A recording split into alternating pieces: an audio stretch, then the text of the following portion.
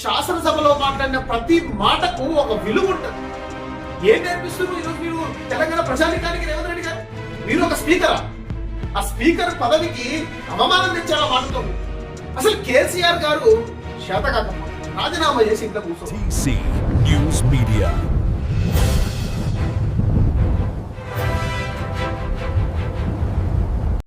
Hello నమస్తే, welcome back to TCS media. మీ సురేష్. ప్రజాస్వామ్యంలో శాసనసభ అనేటువంటిది ఒక దేవాలయం లాంటి. దేవాలయంలోకి వెళ్ళి అంటే భక్తులు ఏ విధంగానైతే తమ బాధలు చెప్పుకొని ఆ సమస్యలు తీరుతాయి అనుకుంటారో, శాసనసభలో కూడా తమ ఎన్నుకున్నటువంటి నాయకులు ఎవరైతే ఉన్నారో వారు వెళ్ళి అక్కడ తమ సమస్యలను విన్నపించి అక్కడ ప్రభుత్వం చేత తమకు పరిష్కారాలు తీసుకొస్తారని ప్రజలు నమ్మి ఓట్లేసి వీళ్ళను శాసనసభకు పంపించడం జరిగింది. వీళ్ళు ఇక్కడ ప్రజా సమస్యల గురించి మాట్లాడడం పక్కన పెడితే ఇష్టం వచ్చిన రీతిగా మాట్లాడడం, ఈశ్వరుడు నోరిచ్చాడు కదా అని చెప్పేసి ఇష్టం వచ్చినట్టుగా మాట్లాడుతున్నారు నాయకులందరూ. ఆ సభను చూస్తుంటే ఇది సభ లేకపోతే చేపల మార్కెటా అనేటటువంటి సందేహం రాకమానదు. ఒకప్పుడు ప్రజాస్వామ్యంలో ఈ యొక్క శాసనసభ నడుస్తుంది అంటే ప్రజలందరూ ఆసక్తితో చూసేవాళ్ళు. ఎందుకు శాసనసభ అంటే ఒక మీటింగ్ కాదు, ఒక పార్టీ మీటింగ్ కాదు, దానికంటే ఒక బాధ్యత ఉంటుంది. శాసనసభలో మాట్లాడిన ప్రతి మాటకు ఒక విలువ ఉంటుంది. ఏదో పార్టీ సభల్లో మాట్లాడినట్టుగా మాట్లాడితే దానికి విలువ ఉండే ఎక్కడ ఉంటుంది?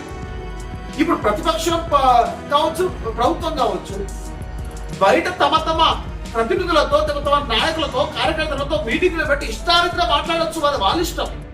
కానీ శాసనసభలో మాట్లాడాల్సిన మాటలు, శాసనసభలో ఒక ముఖ్యమంత్రిగా లేదా ఒక ప్రతిపక్ష నాయకుడుగా మాట్లాడాల్సిన మాటలు మాట్లాడుతున్నారా వీళ్ళు అంటే ఖచ్చితంగా లేదని చెప్పాలి. వీళ్ళని చూస్తా ఉంటాం, వీళ్ళనా మనం ఎన్నుకున్నది, వీళ్ళనా ప్రజలు ఎన్నుకున్నది, ఇవి మాట్లాడడానికా ప్రజలు ఎన్నుకున్నది, ఒక శాసనసభలో ఇలాంటి బూతులు వినడానికా మేము వీళ్ళని ఎన్నుకున్నది అని ప్రజల సిగ్గుపడే స్థాయికి ఈ రోజు అసెంబ్లీ జరుగుతుంది. ఎంత ఘోరం అండి! అరే అసెంబ్లీలో మాట్లాడాల్సింది ప్రజల సమస్యలు కదా. చాలా బాధ అనిపిస్తుంది మిత్రుడా. ప్రజాస్వామ్యాన్ని గౌరవించే వ్యక్తిగా, రాజ్యాంగాన్ని గౌరవించే వ్యక్తిగా మనం దీని మీద స్పందించాలి. ఇంకా మనకు కాదులే అని వాళ్ళు కొట్లాడుకుంటుంటే ఊరుకుంటుంటే ఇది ఎవరికి నష్టం? తెలంగాణ ప్రజలకు కదా నష్టం. వాళ్ళు బాగానే ఉంటారు కదా, ఎందుకు మనం మౌనంగా ఉండాలి? సరే, ఈరోజు జరిగిన విషయం మనం మాట్లాడుకున్నాం. అసెంబ్లీ పెట్టిర్రు, ఒక ఎజెండా సరిగ్గా లేదు, సరే పెట్టిర్రు, కానీ సరే ఏదో ఒకటి మాట్లాడతారు కదా అనుకున్నాం. మూసినది గురించి మాట తీసిండ్రు. ఇక్కడ శ్రీధర్ బాబు మాట్లాడుతుంటే మధ్యలో రేవంత్ రెడ్డి గారు వేసి బీఆర్ఎస్ వాళ్ళది కుళ్ళు బుద్ధి, విషం బుద్ధి, కళ్ళల్లో విషం పెట్టుకురు అని చెప్పేసి మాట్లాడతారు. అయ్యేనా మాట్లాడేది ఒక గౌరవ స్థాయిలో ఉండి, రేవంత్ రెడ్డి గారు గౌరవ ముఖ్యమంత్రి స్థాయిలో ఉండి ప్రజలకు నేర్పించేది అలాంటి మాటలేనా? ఎందుకంటే మొదటగా ప్రభుత్వాన్ని ప్రశ్నించారు, ప్రభుత్వం గురించి మాట్లాడతారు, రేవంత్ రెడ్డి గురించి మాట్లాడతారు. అరే ఏం మాట్లాడుతున్నారు మీరు? ఒక రౌడీ లాగా, ఒక వీధిలో కొట్టుకునే వాళ్ళలాగా, గల్లీ గొడవలు జరుగుతాయి చూసారా, అలా ఉంది అసెంబ్లీ స్థానం. ఈ నాయకుల పరిస్థితి చూస్తుంటే అరే అసెంబ్లీలో కూడా మీ అలాంటి మాటలేంది? మీకంటే సబ్జెక్ట్ ఉంది, శ్వేతపత్రం రిలీజ్ చేసిర్రు, ప్రాజెక్టుల గురించి మాట్లాడాలనుకుంటారు, ఓపికగా మాట్లాడితే ఏమవుతుంది? వాళ్ళు చర్చకు రమ్మంటే ఏమవుతుంది?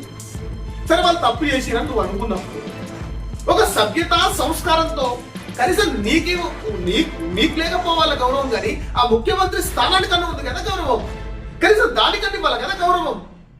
ఇష్టారీతిలో మాట్లాడేసి ఈరోజు బీఆర్ఎస్ బయటకు పోయింది, బీఆర్ఎస్ వాకౌట్ చేసిందంటే విమానం ద్వారా కదా. నిజానికి గత 10 సంవత్సరాలు అన్యాయం చేసిన తెలంగాణ ప్రజలను కేసీఆర్ ప్రభుత్వం అని అనుకున్నప్పుడు దాన్ని ఎలాగైనా వాళ్ళు చర్చలో పాల్గొనేలా చేసి వాళ్ళకు మైకిచ్చి దానికి మీరు పరిష్కారం చెప్పి లేదా దాని యొక్క వివరణ ఇచ్చినప్పుడు ప్రజలకు తెలుస్తుంది కదా వాళ్ళు ఎంత అన్యాయం చేసిరు అనేది.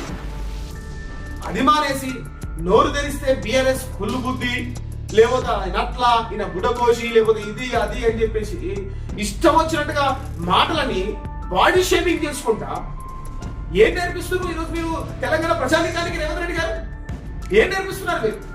ఆ రోజు కేసీఆర్ మాట్లాడిండు, ఈ రోజు మీరు మాట్లాడుతున్నారు, మీ ఇద్దరు తేడా ఏముందిగా? గత ముఖ్యమంత్రిని మిమ్మల్ని చూసి ప్రజానికం ఏం నేర్చుకోవాలి? యూత్ ఏం నేర్చుకోవాలి? మిమ్మల్ని ఇది మనం నేర్చుకోవాల్సింది. కొట్టుకొని వీధుల్లో బట్టి నేర్పిస్తున్నారా మీరు శాసనసభల్లో? అంటే మీకు సబ్జెక్ట్ ఉన్నప్పుడు మెడికల్ కుమిపోయిన విషయం మాట్లాడాలి కదా మీరు. అది మాట్లాడడానికి కానీ లేదు, సరే పాలమూరు రంగారెడ్డి ప్రాజెక్ట్ అనుకుందాం, లేదు కృష్ణా జిల్లాల గురించే మాట్లాడదాం అనుకుందాం.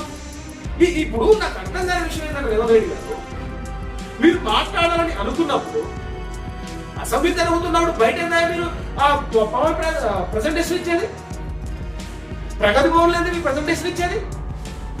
అదేదో అసెంబ్లీలో ఇస్తే రికార్డులో ఉంటుంది కదా. అంటే మీ తప్ప వాళ్ళ తప్ప? అంటే వాళ్ళు తప్పు చేయలేదని మీరు చెప్తారా అప్పుడు బయట ప్రజెంటేషన్ ఇచ్చి? లేకపోతే మీరు ప్రజెంటేషన్ ఇస్తే ప్రతిపక్షం కూడా అడుగుతుంది ఇయ్యలేవా అనే మీలో తప్పు ఉందా? మీరు కరెక్ట్గా ఉన్నప్పుడు అసెంబ్లీలో ప్రజెంటేషన్ ఇస్తే ప్రజలందరూ చూస్తారు కదా అసెంబ్లీని. ఇది కాకుండా మీ సొంత నిర్ణయాలుగా ఏదో మేము అధికార నిరంకుశత్వం చేస్తాం, మేము మాట్లాడతాం, శాసనసభ పెట్టకుండా నువ్వు కోరి మీరు. ఇది అధికార పక్షం వైఖరి. ప్రజలు సంబంధం లేదు, ప్రజలు ఓట్లేసి గెలిపించిన గౌరవం లేదు, ఇష్టం వచ్చినట్టుగా మాట్లాడడం. ఏం నేర్పిస్తున్నారు? ఇక స్పీకర్ గారి గురించి మాట్లాడాలి. అయ్యా గడ్డం వరప్రసాద్ గారు, మీరు నిజానికి కాంగ్రెస్ తరపునే ఉండాలి అనుకుంటే స్పీకర్ పదవికి రాజీనామా చేసేయండి.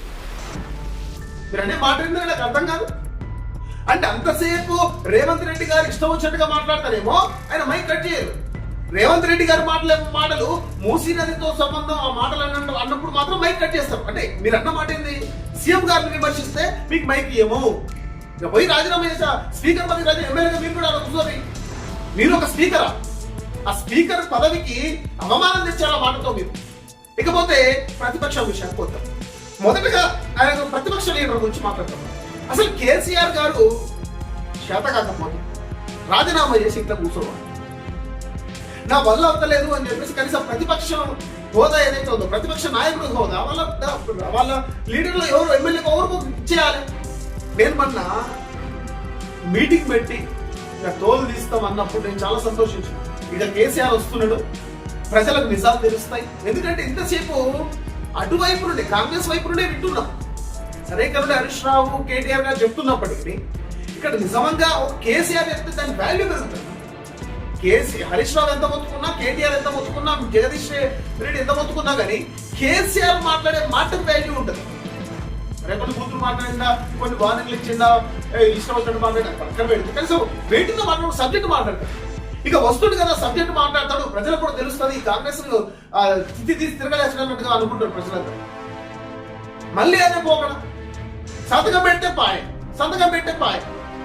ఇక నువ్వు ప్రతిపక్ష లీడర్కి ఎందుకు తిరుగుతాం కూడా కాకపోతే. ఇకపోతే హరీష్ రావు విషయం మాట్లాడారు. స్పీకర్ గారు ఒక్క మాటనగానే స్పీకర్ ఇంకా మాకు బైక్ ఇస్తలేదు, కట్ చేస్తుందని చెప్పి పోయి వాకౌట్ చేస్తారా? వాళ్ళు అభియోగాలు చెప్తున్నారు మీ మీద, దానికి పోరాడాలి కదా మీరు. మైక్ ఎందుకేరని పోగాలి, కనీసం 2-3 ఛాన్స్ ఇవ్వాలి స్పీకర్కి. ఒక మాటకే ఏదో స్కూల్ పిల్లగానికి చాక్లెట్ ఇవ్వకపోతే అలిగిపోయి ఇంట్లో కూర్చున్నట్టు పోతున్నది మీరు, నాకు అర్థం కాదు.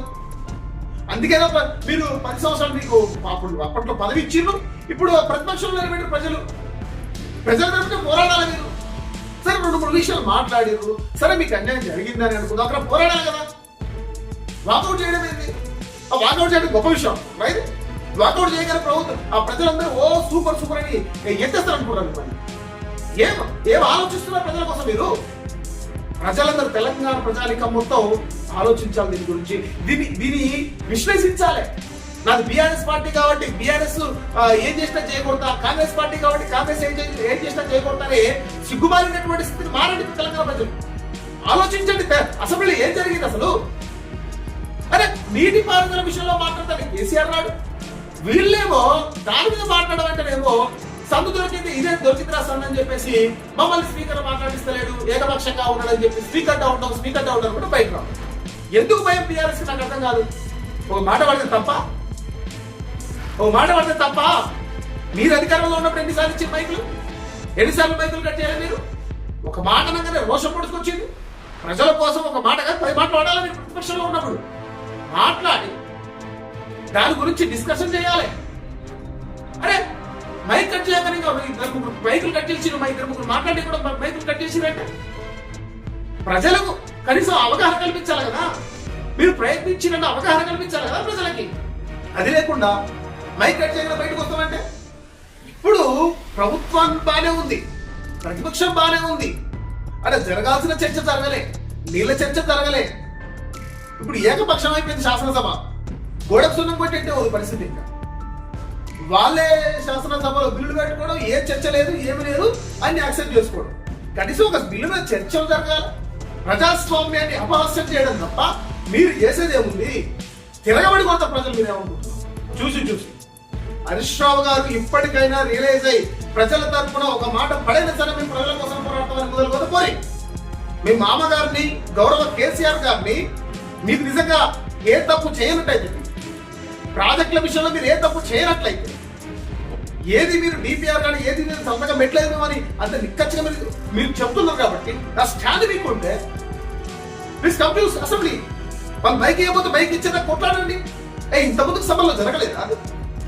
స్పీకర్ పోడియం దగ్గర పోయి చేయలేదు అది? ఒకవేళ వాళ్ళు సస్పెండ్ చేయాలంటున్నారు కదా, ఒకవేళ వాళ్ళు సస్పెండ్ చేస్తే ప్రజలు వాళ్ళ మీద తిరగబడతారు. ఈ చిరలాసి ఎట్లా మర్చిపోతున్నారు అంటే దీని అర్థం మీరు తప్పు చేసిన ప్రాజెక్టులలో. కాళేశ్వరాన్ని గొప్ప చెప్పుకోవడం కాదు, దాని మీద విషయంలో చర్చించేటప్పుడు అక్కడ ఉండాలి కదా మీరు. ఇప్పుడు అసెంబ్లీ జరుగుతుంటే వీళ్ళు కూడా బయటకు పవర్ పాయింట్ ప్రెజెంటేషన్ ఇస్తారు. అసెంబ్లీలో ఇచ్చిన దానికి, అసెంబ్లీ మాట్లాడడానికి ఎంత వెయిట్ ఉంటుంది, మీరు బయట మాట్లాడడానికి ఎంత వెయిట్ ఉంటుంది? ఇది ఎందుకు ఆలోచిస్తలేరు అంటే వాళ్ళ క్లారిటీ ఉంది. వీళ్ళు వాళ్ళని రెచ్చగొట్టి బయటకు వెళ్ళగొట్టాలని వీళ్ళు, వాళ్ళు ఎప్పుడు ఏదన్నా మాట మాట్లాడితే ఎప్పుడు బయటకు వెళ్ళిపోదామని. ఎందుకంటే ప్రజలకు నిజాలు తెలియవద్దు, ప్రజలకు నిజాలు తెలిస్తే మా పప్పులు ఉడకవు అనే విధంగా ప్రభుత్వం, ప్రతిపక్షం రెండు అలాగే పనిచేస్తాం. ఇక్కడనే మనం రియలైజ్ అవ్వాలి, నిలదీయాలి. ఎమ్మెల్యేలు మన దగ్గరకు వచ్చినప్పుడు దండలేసి మా ఎమ్మెల్యే అట్లా, మా ఎమ్మెల్యే అనడం కాదు.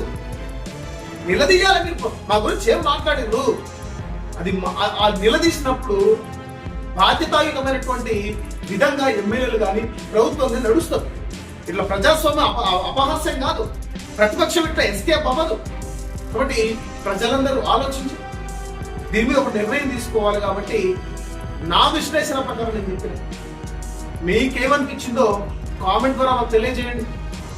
ఈ ఛానల్ ఇంకా మీరు సబ్స్క్రైబ్ చేయకపోతే వెంటనే ఈ ఛానల్ సబ్స్క్రైబ్ చేసి, లైక్ చేసి, షేర్ చేయండి. చాలా మందికి ఇలాంటి ప్రజాదళంగా, రాజ్యాంగబద్ధంగా, రాజ్యాంగ స్ఫూర్తితో వెళ్తుంది ఈ టీసీ న్యూస్.